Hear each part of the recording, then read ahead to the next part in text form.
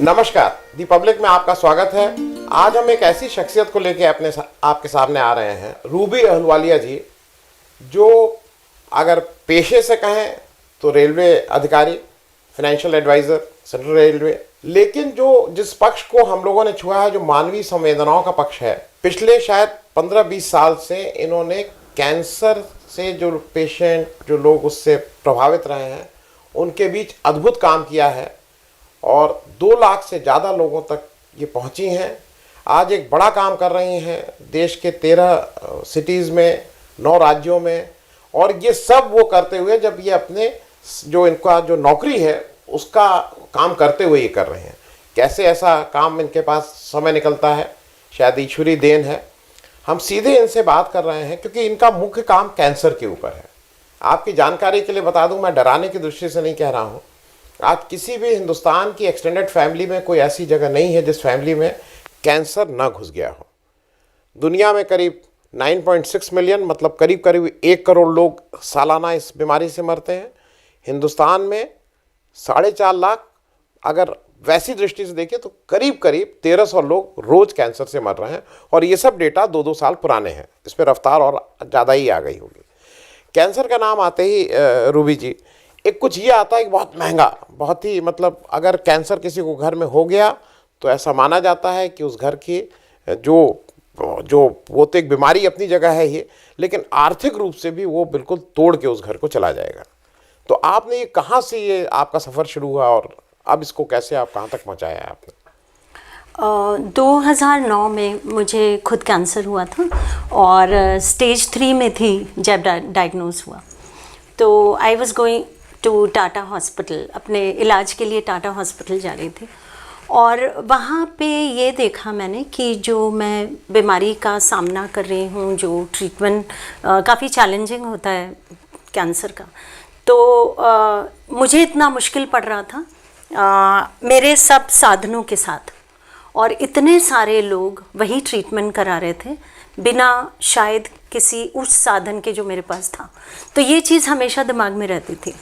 तो मुझे करीब 3 साल लगे अपना पूरा ट्रीटमेंट करके बाहर निकलने में, और फिर मैंने 2009 में हुआ था, 2012 में मैंने संजीवनी लाइफ बियॉन्ड कैंसर को शुरू किया। तो एक जो रीज़न ये थी कि हमारे यहाँ डॉक्टर्स कम हैं, पेशेंट्स बहुत ज़्यादा हैं। तो जब पेशेंट डॉक्टर के कमरे में घुसता है तो एक फ्रंट उसके सामने होता है कि मेरे को कैंसर हो गया। तो ये सोच के डॉक्टर के यहाँ जाता है कि मैं जाऊँगा तो मेरा जो है मुझे यहाँ पे बड़ा रिलीफ मिलेगा। तो डॉक्टर के पास गए तो डॉक्टर 3 से 4 मिनट ही दे पाते हैं पेशेंट को, नीचे देख के प्रोटोकॉल लिखते हैं। तो जब बाहर आता है तो एकदम उसका दुनिया ख़त्म हो जाती है। एक तो डॉक्टर से जो वो सोच के गया था वो नहीं मिल पाया, उसकी अपनी रीज़न है, डॉक्टर दे भी नहीं सकते हैं उससे ज़्यादा टाइम। दूसरा ये कि इतना सारा फ्रंट सब खुल गया है, पता चल गया है कौन सी स्टेज में है, तो ज़िंदा बचूंगा कि नहीं बचूंगा। डॉक्टर ने बता दिया है कि खर्चा होगा 6 लाख 8 लाख जो भी है, ये कैसे करूँगा, रहूँगा कहाँ पे, नौकरी छूट जाएगी तो कैसे चलेगा, फैमिली का क्या होगा। बहुत सारी औरतें ऐसी होती हैं जिनको फैमिली बिल्कुल पूरी तरह से छोड़ देती है क्योंकि कैंसर हो गया है, बच्चे लीजिए और आप अपना जाइए हॉस्पिटल में अपना देखते रहिए। इस तरह के आपको मिले लोग? बहुत सारे लोग हैं और वो अब हमारे साथ काम करते हैं। तो ये सोचते हुए काम किया था कि जब ओपीडी में बाहर निकले पेशेंट तो उसको हाथ थामने वाला कोई होना चाहिए जो उसके सारे फ्रंट्स को क्लोज करने में उसकी हेल्प कर सके और ये बोल सके कि मैं तुम्हारे साथ हूँ पूरे ट्रीटमेंट में, और ट्रीटमेंट के बाद भी अब तो हम उनके साथ बहुत काम करते हैं। तो ये सोचते हुए मैंने काम शुरू किया था। एक आप बात रूबी जी बार बार कहती हैं कि इंटीग्रेटेड हेल्थ मैनेजमेंट या ट्रीटमेंट व्हाटएवर यू कॉल, उस पर थोड़ा करिए, क्योंकि इंटीग्रेटेड का हम लोग तो भाई डॉक्टर के यहाँ गए, डॉक्टर दवाई देगा और हम ठीक हो जाएंगे, लेकिन आपके हिसाब से ये बियॉन्ड डॉक्टर भी कोई बात होती है? डॉक्टर की दवाई या पूरी जो ट्रीटमेंट प्रोटोकॉल है वो भी तभी इम्पैक्ट करती है जब आपका सिस्टम उसको रिसीव करने की कंडीशन में होता है। तो आपका जो सेल्फ हीलिंग सिस्टम है that needs to be triggered. It is like this कि अगर आपने मिक्सर के अंदर बहुत अच्छी अच्छी चीज़ें डाल दी तो on their own it will not get absorbed. Yeah, that current has to be there to revolve the thing. So we basically work on this कि आपका जो सेल्फ हीलिंग सिस्टम है वो ट्रिगर होए, आपकी मेंटल कंडीशन इस अवस्था में रहे कि आप ट्रीटमेंट को सही तरह से ले सकें, और इससे ट्रीटमेंट का और पेशेंट का पूरा प्रोग्नोसिस चेंज हो जाता है. When the patient is treated holistically, जब उसके सारे फ्रंट्स को धीमे धीमे क्लोज किया जाता है और अटेंड किया जाता है, तो नाउ तो मतलब रिसर्च ने प्रूव किया है कि the prognosis of the patient changes. हाँ जी. एक और है जैसे जो, और ख़ास करके हम लोग जिस देश में रहते हैं और ख़ास करके इस हिंदी भाषी बेल्ट में जी, पुरुष के लिए तो थोड़ा सा आसान इसलिए क्योंकि पुरुष नौकरी कर रहा है, पुरुष के पास इंश्योरेंस कवर है, पुरुष के पास एक बार का है. लेकिन बहुत से, जैसा आपने भी बताया, महिलाएं जिनको शायद वो उनकी जब पता लगते कि कैंसर है वो बहुत लेट होता है, और बच्चे, ये शायद आपने इतने दिनों में देखा, ये क्या निगलेक्टेड एरिया है? बच्चे इतना ज़्यादा शायद निगलेक्टेड एरिया नहीं है, लेकिन औरतें काफ़ी निगलेक्टेड एरिया हैं. उसकी दो रीज़न्स हैं. एक तो औरतें अपने शरीर के प्रति बिल्कुल भी सावधान नहीं हैं, और उनकी हेल्थ जो है वो उनकी लास्ट प्रायोरिटी है. एक रीज़न तो ये, और दूसरी ये कि जब पता चल जाता है तो भी वो इलाज के लिए सामने नहीं आती, क्योंकि दिमाग में हमेशा ये रहता है कि इतना महंगा इलाज, और उसको एक बार शुरू कर दिया तो आप एक ऐसे चक्रव्यूह में फंस जाएंगे जिसमें आपकी पूरी फैमिली फंस जाएगी. तो उनको ये लगता है कि कम से कम मैं ज़िंदा रहूं ना रहूं, कम से कम सारे जो रिसोर्सेज हैं फैमिली के मेरे ऊपर ही नहीं खर्च हो जाएं. तो इस चीज़ के लिए औरत ज़्यादा सावधान रहती है. तो I think that is the neglected. क्योंकि जो डेटा है, मैं तो शुद्ध डेटा की बात कर रहा हूँ, उसके अनुसार जो सबसे बड़ा वो है वो ब्रेस्ट कैंसर हिंदुस्तान में है. मैं इंडिया के रेफरेंस से बात कर रहा हूँ कि नंबर 1 पे वो कहते हैं ब्रेस्ट कैंसर, और नंबर 2 पे वो स्टमक कैंसर और फिर लंग कैंसर की बात करते हैं. मानी हुई बात है कि जैसे पुरुषों में एक प्रोस्टेट का कैंसर बहुत कॉमन चीज़ है, काफ़ी घरों में होता है, लेकिन शायद हिंदुस्तान में वो एक सामाजिक जो है जिसकी वजह से महिला ये ब्रेस्ट कैंसर के बारे में बात करने में थोड़ी हिचकिचाहट है उसको जी. तो आप लोग यहाँ इस दिशा में भी कुछ काम कर रही हैं? काफ़ी काम कर रहे हैं. पहली बात तो ये कि ब्रेस्ट कैंसर जो है अर्बनाइजेशन के साथ बढ़ रहा है. Otherwise breast cancer develop countries की कैंसर में ज़्यादा माना जाता था. हमारे यहाँ गायनिक कैंसर ज़्यादा होता था, बट धीमे धीमे अब ब्रेस्ट कैंसर ज़्यादा होने लगा. तो ब्रेस्ट कैंसर में प्रॉब्लम क्या होती है कि ट्रीटमेंट की जो प्रोटोकॉल है, या तो उसमें अगर छोटा ट्यूमर होता है तो ट्यूमर निकाल दिया जाता है, और अगर ज़्यादा ट्यूमर होता है या कैंसर फैलने लगता है तो ब्रेस्ट को निकाल दिया जाता है. तो ये एक बहुत बड़ा स्टिग्मा है सोसाइटी में. इंडिया में ही नहीं, बाहर भी है, लेकिन बाहर ब्रेस्ट रिकन्स्ट्रक्शन नॉर्मली लोग कराते रहते हैं फॉर कॉस्मेटिक पर्पसेस ऑल्सो. हमारे यहाँ वो चीज़ नहीं होती. तो एक औरत के लिए ब्रेस्ट को खो देना उसकी आइडेंटिटी को बहुत बुरी तरह से इफ़ेक्ट करता है.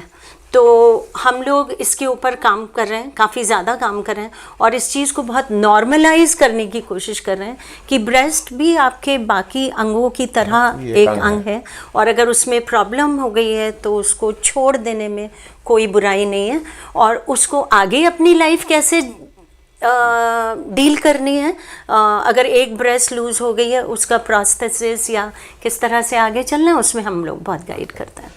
अब एक बड़ा सवाल ये आता है कि लाइफस्टाइल का, क्योंकि जैसा आपने कहा कि लाइफस्टाइल एक बड़ा कारण है कैंसर होने का भी, और अगर कैंसर हो जाए तो उससे लड़ने का भी. तो थोड़ा लाइफस्टाइल के बारे में कुछ बताएंगे, मतलब किस तरह से लाइफस्टाइल अफेक्ट कर रही है?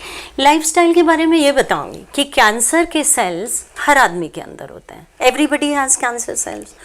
और रोज़मर्रा की ज़िंदगी में हमारा जो इम्यूनिटी सिस्टम होता है वो उनको डील करता रहता है अगर वो सेल्स एग्रेसिव होते हैं. अगर इम्यूनिटी सिस्टम वीक है तो एक प्रोबेबिलिटी काफ़ी हाई हो जाती है कि कैंसर के cells can take over. That is what happens. Now lifestyle की जो हम बात करते हैं तो इम्यूनिटी की बेसिकली बात करते हैं। तो लाइफस्टाइल में हम लोग कहते हैं कि खाना आपको किस तरह का खाना चाहिए, खाना आपको किस समय पे खाना चाहिए, या खाना आपको किस भाव से खाना चाहिए। That is extremely important. और हमारी जो संस्कृति है उसमें तो बहुत ज़्यादा इम्पॉर्टेंट है, पर अभी हम लोग भूल गए। दूसरी चीज़ ये कि हमको अपनी ब्रीदिंग पैटर्न को कैसे वॉच करना है, क्योंकि जब हम ऑक्सीजन इनहेल करते हैं वो सबसे बड़ा एल्कनाइज़र होता है। कैंसर के सेल्स टॉक्सिसिटी के ऊपर थ्राइव करते हैं। जब बॉडी की एल्कलिनिटी बढ़ती है तो टॉक्सिसिटी कम होती है। They are mutually exclusive actually. तो जब एल्कलिनिटी बढ़ी, टॉक्सिसिटी कम हुई, तो कैंसर के सेल्स अपने आप मरने लगते हैं। तो ब्रीदिंग, सही ब्रीदिंग, शांति से breathing, with awareness breathing is extremely important. और तीसरी चीज़ ये कि हम लोग सोचते कैसे हैं। हमारे दिमाग में जो चल रहा है वो हमारी ब्रीदिंग को लगातार इम्पैक्ट करता है, और बहुत सेल्यूलर लेवल पे हमारे ग्रोथ हार्मोन्स रिलीज़ हो रहे हैं या हम टॉक्सिसिटी क्रिएट कर रहे हैं, ये हम किस तरह से सोचते हैं उस पर डिपेंड करता है। तो लाइफस्टाइल मेरे हिसाब से ये 3 चीज़ों के इर्द गिर्द घूमता है। हमारा खाना पीना, हमारी ब्रीदिंग और हमारा सोचने का तरीका। अगर हम तीनों चीज़ों पे काम कर सकें संभालते हुए, तो कैंसर क्या, कोई भी बीमारी नहीं होगी एक्चुअली। मतलब मैं एक जल्दी से एक आपका व्यू जानना चाहूँगा। आज हर घर में मैगी घुस गया है। हमारे जो आपका अभी जो शूट कर रहे हैं इनको भी कहिए तो ये तीनों टाइम मैगी खाएंगे, खाना खाना छोड़ देंगे। हमारे घर में जो हमारे ग्रैंड चिल्ड्रन हैं उसको आप दूध मत दीजिए, उसको कुछ मत दीजिए, मैगी दे दीजिए। तो ये तरह का जो जंक फूड है, क्या ये भी कैंसर को कहीं ना कहीं, या बीमारी को, कैंसर तो हम लोग एक नाम ले रहे हैं उसका, क्या ये भी कहीं ना कहीं इसको ये नहीं कहेंगे बढ़ा रहा है या रोकथाम में मदद नहीं कर रहा है? हम लोग खाना इसलिए खाते हैं क्योंकि हमें उससे जान चाहिए होती है। तो हमें खाना ऐसा खाना चाहिए जिसमें जान हो। अब अगर आप मैगी को समझें तो मैगी जो हम खाते हैं जिसके अंदर ग्लूटेन बहुत ज़्यादा रहता है, तो वो हमारी अंतड़ियों में जाके आगे चिपक जाता है, तो डाइजेस्टिव सिस्टम को सही तरीके से काम नहीं करने देता।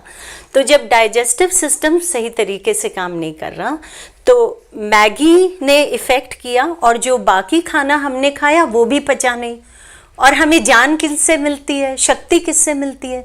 उससे नहीं जो हम खाते हैं, उससे जो हम पचाते हैं। तो पच नहीं रहा है।